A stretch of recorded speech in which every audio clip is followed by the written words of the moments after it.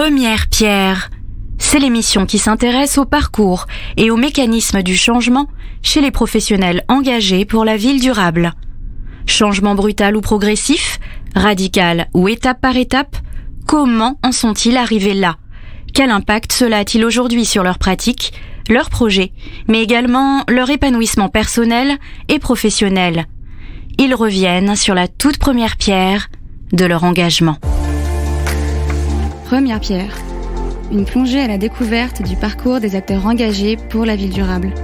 Une émission originale d'Ecopolis sur Bâti Radio. C'est le 4e épisode de Première Pierre et nous recevons aujourd'hui Frédéric Denise, architecte et fondateur dirigeant d'Archipel Zéro. Donc c'est un acteur de la construction bioclimatique qui pratique une architecture à faible empreinte environnementale, low-tech et participative. Bonjour Frédéric Denise. Bonjour Laurence. Alors pour comprendre comment vous avez construit votre parcours engagé et posé votre toute première pierre, la première question traditionnelle pour première pierre, c'est de savoir si déjà tout jeune enfant, vous aviez déjà des rêves par rapport à la planète et à l'environnement. Alors j'étais un enfant très timide. Je suis toujours un enfant timide, mais de moins en moins quand même. Mes rêves étaient, assez orientés déjà. Enfin, j'aimais beaucoup l'art, la musique. Voilà, j'aimais pas tous les jeux d'enfants, enfin de garçons virils ou des choses comme ça. Mais j'étais un peu dans les jupes de ma mère en fait. Née après, elle avait perdu un enfant, donc je pense qu'elle avait reporté toute son affection sur moi. Une famille nombreuse. J'étais le 6e d'une famille de 7 frères et sœurs. Et je me sentais bien à la maison, en fait, beaucoup mieux qu'à l'extérieur.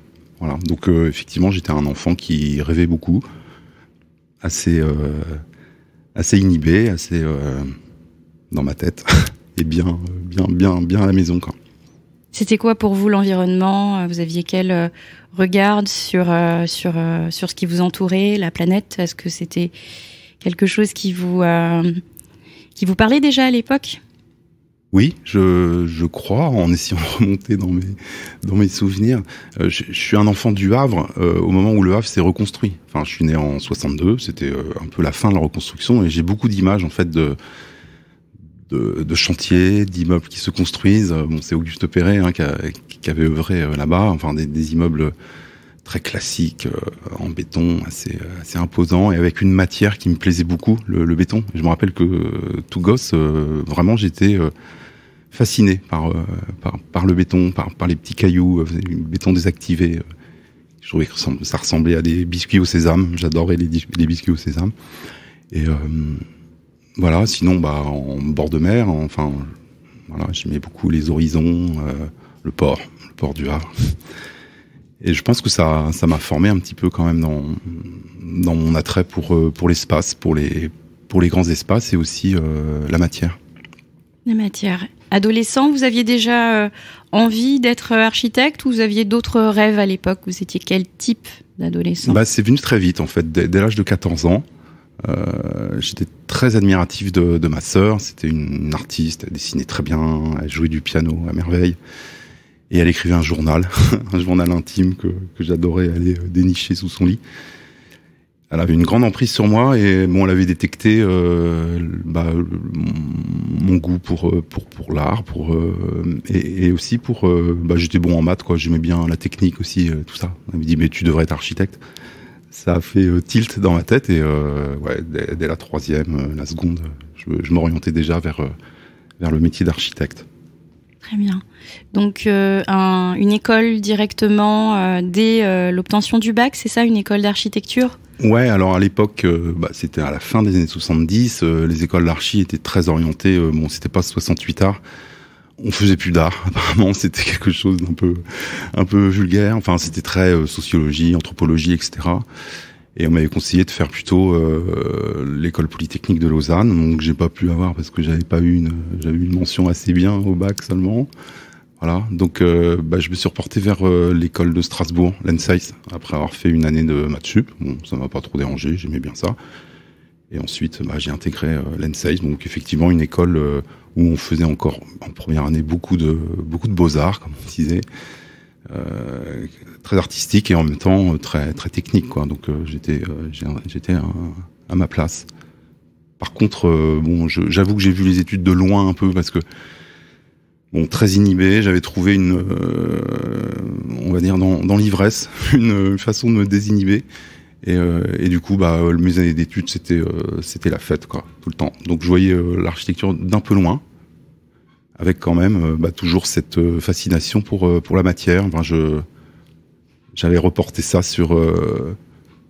effectivement sur le béton, hein. Je connaissais pas la terre encore, mais j'aimais beaucoup le Bauhaus, voilà, des architectures très très austères. C'était l'époque du postmodernisme que je trouvais ridicule, quoi. Donc pas tant l'architecture fonctionnaliste, etc., mais vraiment les architectures assez austères. Bon, j'étais fasciné par les abbayes cisterciennes, par exemple. Je faisais des recherches là-dessus. Voilà, enfin, de cette époque, franchement, je peux pas dire que j'ai été formé à l'architecture par ça. C'est venu beaucoup plus tard dans mon exercice, on va dire, d'architecte. Formé par l'architecture, pas à l'école, vous voulez dire, en soi, pas formaté, une vision qui n'était pas déjà figée. Oui, c'est ça. J'étais un petit peu extérieur au groupe, ouais. Et ma vision était assez personnelle et c'est vrai que j'étais plutôt très critique en fait vers l'enseignement, et voilà. Critique vers l'enseignement, c'est-à-dire que c'était un mode de pédagogie qui ne vous fonctionnait pas. Vous aviez vos propres modes d'apprentissage à vous? Je peux pas dire ça quand même, mais comme je vous ai dit tout à l'heure, c'était juste que je pense que j'étais vraiment un adolescent tardif. Je le suis resté d'ailleurs très longtemps et que j'étais plus attiré par la fête et par tout ce qui peut sortir du quotidien. En fait, bon, j'étais pas un étudiant sérieux, on va dire. Voilà. Et encore une fois, un regard assez extérieur, mais toujours très motivé par tout ce qui était artistique. Enfin, je pratiquais le modelage, par exemple, quelque chose que j'aimais beaucoup et qui s'est transformé par la suite par l'architecture de terre. En fait, je suis venu à la terre par les mains. Est-ce qu'il y a eu des stages quand même, malgré tout, un apprentissage terrain, avant d'en arriver à expliquer un petit peu vos premières années dans le milieu de l'architecture? Non, j'avoue que je fuyais un peu les agences d'archi, donc les stages, je les ai toujours faits hors les murs, genre archéologie, notamment dans une église cistercienne. Et en fait, à la sortie des études, j'ai fait mon service militaire dans les pompiers de Paris, et je suis revenu au Havre. Et je me suis installé tout de suite à mon compte, justement. Enfin, je crois que j'ai fait un stage de 1 mois, une fois, dans une école, dans une agence d'archi. Bon, c'était pas intéressant du tout. Mais par contre, ce qui m'intéressait, c'était l'outil informatique. Ils étaient c'était les premiers au Havre au début des années 80. Hein, c'était quand même vraiment la jeunesse on appelait ça la CAO, la conception assistée par ordinateur. Bon, ça m'attirait pas mal. Mais sinon, non, faire partie d'une structure, la hiérarchie, avoir un patron, non, ça, franchement, je fuyais ça. Donc, en fait, je me suis tout de suite installé à mon compte. En préparant l'émission, vous m'expliquiez que les valeurs de la famille ont joué sur votre vision actuelle. Alors, c'était une famille, mes parents étaient issus de milieux simples, comme on dit. Enfin, mon père... fils d'agriculteur, dont son père était même pas propriétaire de sa ferme, hein, métayer comme on dit. Ma mère était infirmière, fille d'ouvrier. Par contre, ma mère avait une foi, enfin, elle était très très pratiquante, et donc j'ai été élevé vraiment dans la foi chrétienne, que j'ai perdu depuis, mais j'en ai gardé quand même un grand respect pour les religions, même si je suis conscient que les religions ça pose quand même beaucoup de problèmes. Mais elle était très attirée par Saint François d'Assise, donc la simplicité volontaire, le dialogue avec la nature, tout ça, hein, ça remonte au XIe siècle, mais XIIe siècle, mais c'était c'était assez fondateur. Moi, ça m'a quand même beaucoup inspiré. C'était un premier pas vers la décroissance, on va dire, et un grand pas vers la décroissance, qui m'est revenu en fait beaucoup plus tard, mais elle était écolo aussi, un peu avant l'heure. Elle votait le premier Dumont. dans les années 70. Donc oui, ça m'a quand même inspiré à la fois ces valeurs, mais je dirais de religion simple. Et c'était pas, il y avait pas de rigueur, c'était pas une ambiance, on va dire, pesante. Voilà, c'était plus, voilà, une foi légère, sincère, enfantine presque. Et voilà, j'ai gardé quand même ce mysticisme. De considérer la nature comme quelque chose de sacré, en fait. Et votre premier job, votre première mission en tant qu'architecte, c'était quelque chose de sacré aussi? Pas du tout. Non, j'ai fait beaucoup de trucs très techniques au départ, des blocs opératoires, des plateaux techniques. Je travaillais dans l'hospitalier, en fait. Mais ça pendant plusieurs années, j'étais devenu très très fort pour dessiner des blocs opératoires. J'aimais bien le côté, alors c'était pas créatif du tout, ça me manquait. Je compensais ça par le modelage ou voilà. Mais c'était la complexité en fait. C'est comme une partie d'échec, quoi. Un bloc opératoire ou une grande cuisine. J'ai fait des grandes cuisines aussi après. C'était un peu le même truc, des circuits propres et sales qui doivent pas se croiser, des ventilations très poussées. Quelque chose de très technique. Un besoin de technique, mais aussi de quelque chose d'aseptisé, peut-être, un petit peu? Alors, c'était pas un besoin, ni un attrait, en fait. J'aimais bien la complexité et résoudre des choses qui sont, a priori, vraiment, parfois, il n'y a pas de solution, donc il faut passer à des compromis. Moi, j'aimais bien ça. C'était pas par choix, C'est jeune architecte, sans contact, pas du tout du métier. Pas du tout de réseau. J'ai pris ce qui venait. Et, il suffit de faire un projet, un deuxième. Après, très vite, j'ai pu me présenter à des concours, voilà, des choses. Voilà. Puis petit à petit, ça a dévié vers. J'ai fait une crèche. C'était un programme assez complexe aussi. Et depuis, j'ai fait 14 crèches. Quoi. Je suis devenu un peu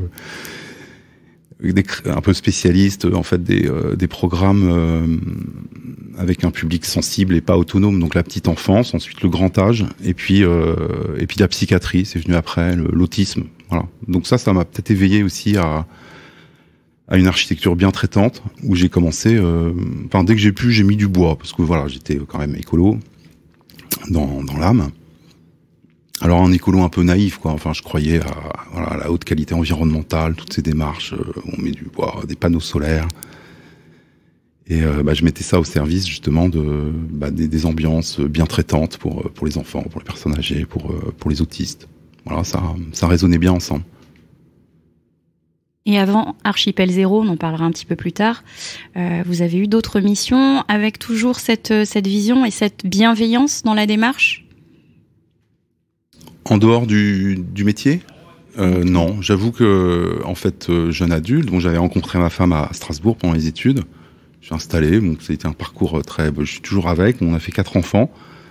Donc voilà, on va dire les 20 premières années de mon exercice, c'était un peu le tunnel. Enfin, j'étais plus papa que architecte, on va dire. Et puis j'avoue que après mes études un peu dilettantes, je me suis installé parce que je voulais pas être dans une agence, mais j'avais comme beaucoup de jeunes archis, j'avais le syndrome un peu le syndrome du comment on appelle ça déjà? Je sais pas, l'imposteur? Oui, c'est ça, ouais, l'imposteur. Je me disais mais je sais rien faire. Enfin, je veux dire, donc je regardais en fait ma seule façon c'était de regarder ce que faisaient les autres. Donc je faisais comme les autres. Ils construisaient en béton, je construisais en béton. Ils construisaient mal, je construisais mal. J'ai mis très longtemps à me sentir à l'aise en fait. J'ai peut-être mis 20 ans en fait à me sentir à l'aise. Donc pour répondre à votre question, non. Enfin, j'étais vraiment engagé dans mon métier, dans mon rôle de père, à essayer de maîtriser quelque chose qui me paraissait vraiment complexe, trop de choses à savoir, j'étais nul sur les chantiers, je savais pas y faire avec les entreprises. Enfin, donc ça a mis longtemps. J'ai bien mis 20 ans à me sentir à l'aise, et c'est peut-être là, une fois que je me suis senti à l'aise, que j'ai pu. C'est là où il y a eu un déclic, à un moment où j'ai pu revoir complètement ma pratique, me sentir capable de le faire, quoi. Alors c'est assez étonnant puisque justement ici, dans la série Première Pierre, dans cette série de podcasts, on a eu plusieurs témoins, plusieurs intervenants qui nous parlent de ce syndrome de l'imposteur et qui disent l'avoir vécu. Comment vous expliquez ce phénomène ? Je crois que les études d'architecture, même quand on les suit bien, on va dire, elles apprennent plus un regard, une démarche, et c'est très important. Enfin, c'est ce qu'il faut faire. Il faut déconstruire un peu l'imaginaire pour le reconstruire, et puis avoir cette démarche d'ouverture et être capable de réinterroger un programme, etc. Mais techniquement, même en ayant fait une école comme l'ENSEI, c'est vrai qu'on est très peu formé, quoi. Et puis surtout, il y a la conception, encore qui peut se maîtriser assez vite, mais par contre, passer de la conception à la réalisation, quand on est tout seul, quand on est un gamin quasiment, face à des entreprises qui sont là avec leur logique, c'est normal, commerciale, elles sont là pour gagner de l'argent. Bon, c'est quand même difficile d'arriver à maîtriser. Donc c'est pas étonnant que les jeunes, en sortant de l'école, je pense que la meilleure façon de faire, c'est d'aller travailler en agence, d'être salarié, d'attendre d'avoir... Et puis, si possible, de parcourir un peu tout l'horizon de la pratique, de l'esquisse jusqu'à la réception des travaux, avant de s'installer à son compte. Ça devrait toujours être comme ça, évidemment. Moi, là, franchement, je me suis projeté dans un truc que je maîtrisais pas du tout. Alors, vous parliez de votre amour pour le béton tout à l'heure, c'est bien ça. Et puis ensuite, un autre grand amour, le bois. Comment est-il arrivé dans votre vie ? Le bois assez vite en fait, parce que j'étais j'ai toujours été écolo dans l'âme. Dès que j'ai pu construire en bois, j'ai construit en bois. Donc c'est venu assez vite, avec les crèches. Voilà. Enfin, le fait de construire des crèches, c'est des petits bâtiments qui sont souvent isolés, qui sont pas forcément dans des immeubles, etc. Donc là, ça s'est imposé, pour moi, très naturellement, quoi, le bois. Alors, j'avais pas forcément un amour du béton, c'était plus là, parce que j'étais petit au Havre, et puis il y avait cette matière, c'est vraiment un amour pour la matière. C'était une image, parce que vous parliez des biscuits, le béton, les biscuits, qui ressemblait aux biscuits. Oui. Et en fait, quand j'ai eu ce déclic, qui lui est arrivé il y a pas si longtemps, c'était une douzaine d'années, j'ai eu un écœurement, en fait. Je me rappelle ce qui a déclenché ça, c'est quand j'ai appris que la masse des choses construites sur Terre dépassait la masse de tout le vivant sur Terre. Si on compte tout, du plancton jusqu'aux éléphants, les plantes, les arbres, l'humus, tout, les microbes. Voilà, l'homme a construit en masse plus que ce que le vivant représente en masse sur Terre. Ça m'a mis par terre. Enfin, je me suis dit, c'est pas possible. Et je participe à ça. Et je participe énormément à ça, parce que l'architecte, toutes les matières qui, à travers ses projets, nécessité d'extraction, tous les déchets qu'il produit, le fait de mal construire, mal isoler, etc. Tout ça, et puis même participer à des programmes qui divisent les fonctions sur le territoire, qui nécessitent des transports, tout est lié, quoi. Et là, je me suis dit, c'est pas possible. Et je me suis politisé. J'ai choisi, c'est la décroissance.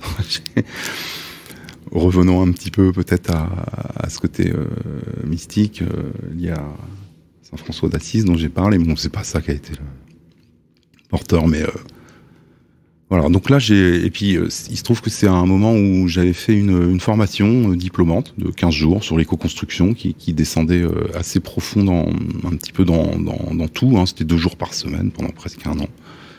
Et il y avait un mémoire à écrire, et je me suis dit, je vais en profiter, je vais écrire le mémoire, l'architecte objecteur de croissance. Comment concilier, en fait, la nécessité d'arrêter cette croissance, mais de continuer à exercer mon métier. L'architecte objecteur de conscience. Donc c'est de croissance. Oui, justement. C'est un jeu de mots, objecteur de conscience, objecteur de croissance.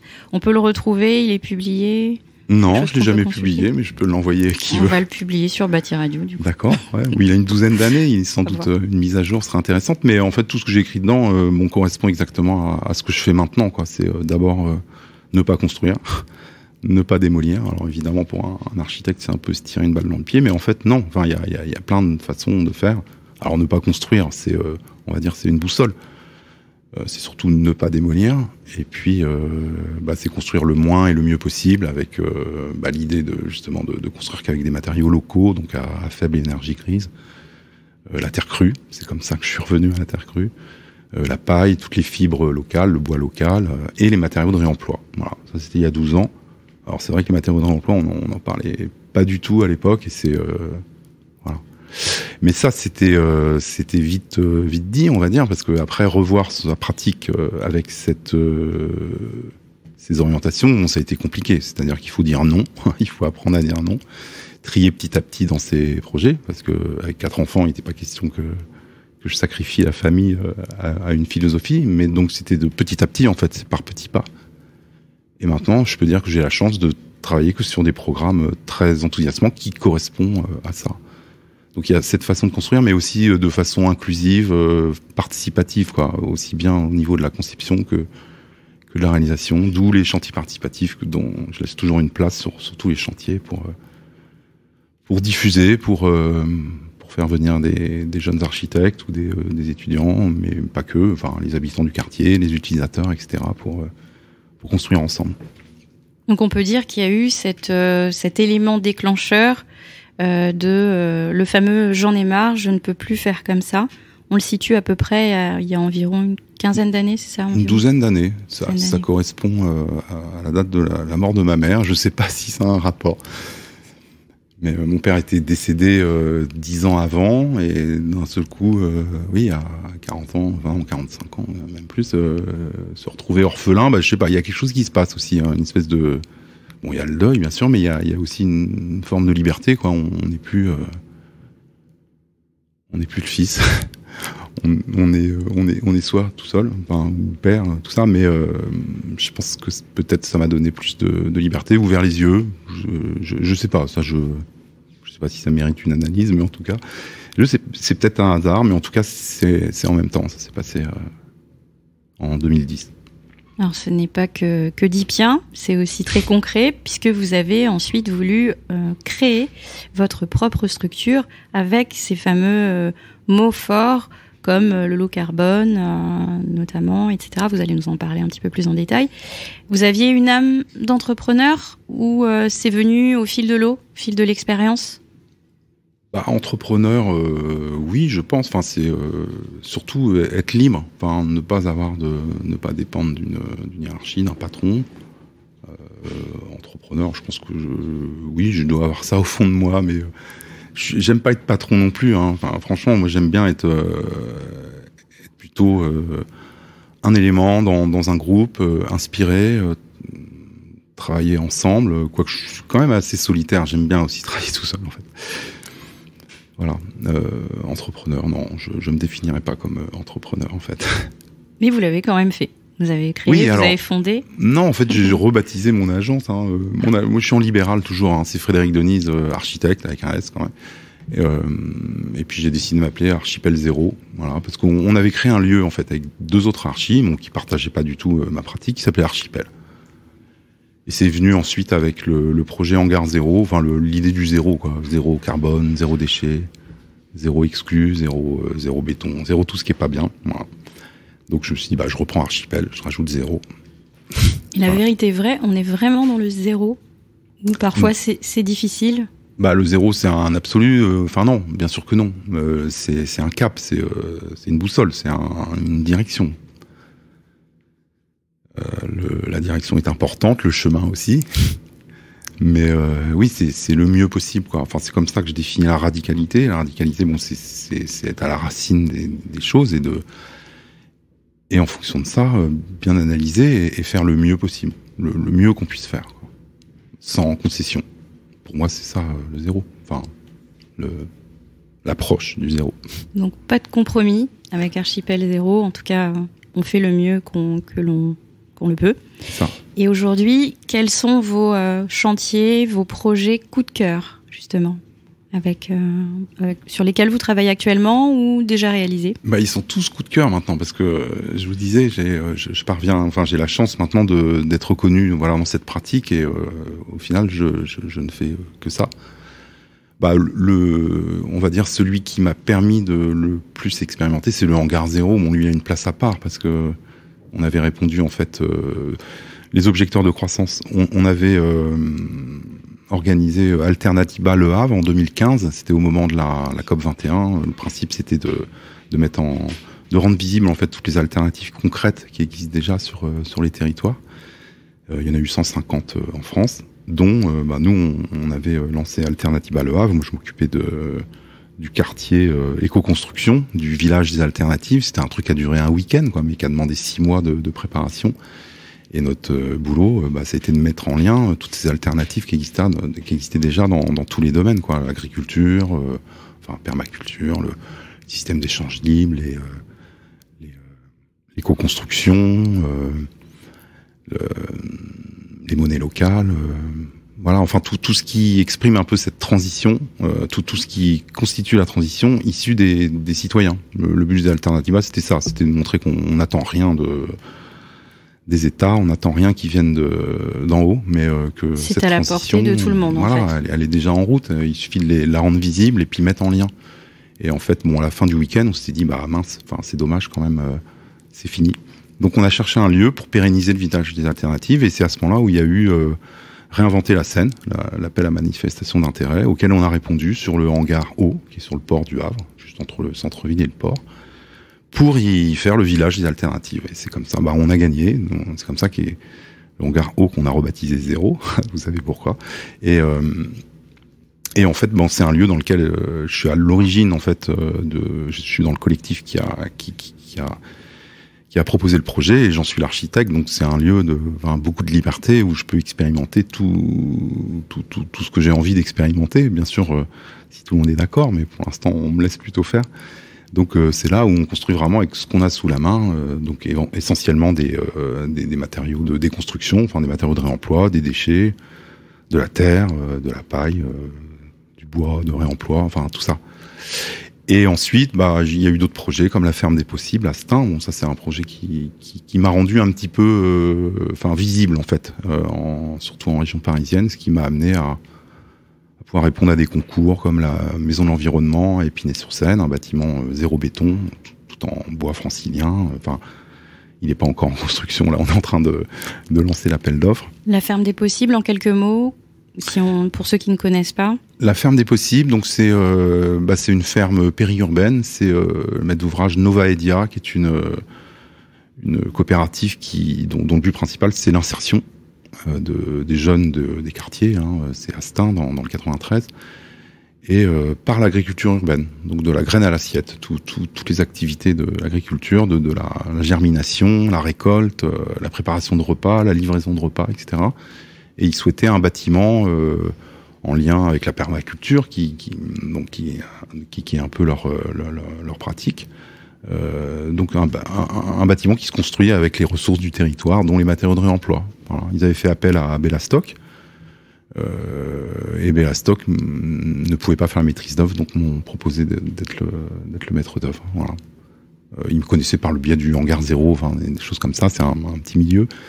Et voilà comment j'ai eu ce projet, dans lequel on était très loin dans le bioclimatisme, avec des matériaux de réemploi. C'est un bâtiment qui est un petit peu connu par sa grande façade, tout en menuiserie de réemploi, issue d'Épinay-sur-Seine, donc juste à 3 km. Donc là, c'est vraiment des ressources du territoire qui permettent justement de chauffer un bâtiment de façon totalement passive. Un mur trombe en BTC, en briques de terre crue, comprimées. Sinon, toutes les isolations sont en paille, recouvertes de terre, avec des enduits de finition faits avec la terre du terrain, qu'on fait l'objet de grands chantiers participatifs. Il y a eu plus de 150 personnes qui ont participé, qui sont venues de toute la France pour faire des enduits décoratifs, sur lesquels on a fait des empreintes de feuilles du terrain. On s'est beaucoup amusé.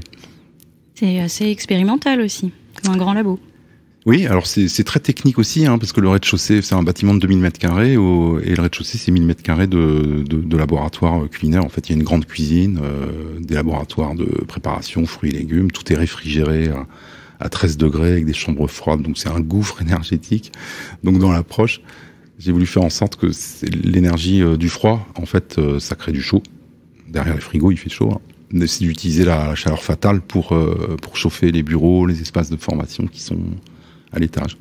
Donc voilà, c'est le mieux qu'on puisse faire. C'est-à-dire, on a un programme qui nécessite de la réfrigération, qui, à preuve du contraire, peut pas être obtenu de façon passive, et surtout avec un marquage, quoi. Enfin, il faut rester à 13 degrés, il faut prouver au service vétérinaire que toutes les denrées ont bien... Voilà, donc ça, c'est pas possible. On est obligé d'utiliser des grosses machines. Donc là, en l'occurrence, c'est une thermofrigo-pompe, une pompe à chaleur qui produit du froid, mais en même temps, elle produit le chaud, on va dire, gratuitement. Voilà. Et pour ceux qui nous écoutent et qui commencent à aller un peu plus loin dans leur vision, qui ont eu, comme vous, cet élément déclencheur, qui veulent changer leur pratique mais ne savent pas par quoi commencer, qu'est-ce que vous pourriez leur adresser ? C'est l'une de nos dernières questions. Qu'est-ce que vous pourriez leur adresser comme conseil ?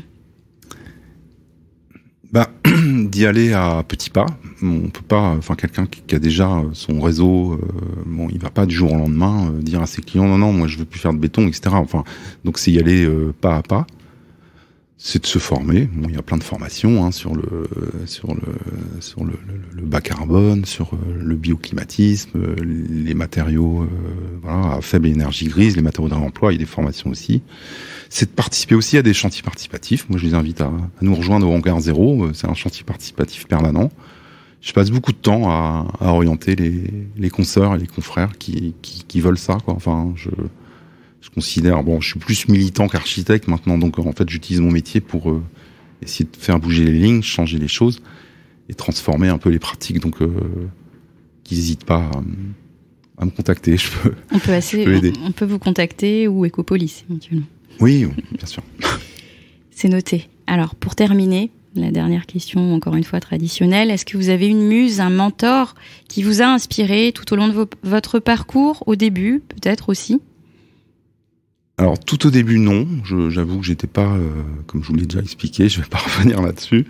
Mais quand j'ai changé ma pratique, j'étais assez inspiré par Hassan Fatih, qui est un ingénieur égyptien qui est né en 1900. Il est mort depuis, mais il s'occupait de construire pour le ministère de l'Éducation nationale.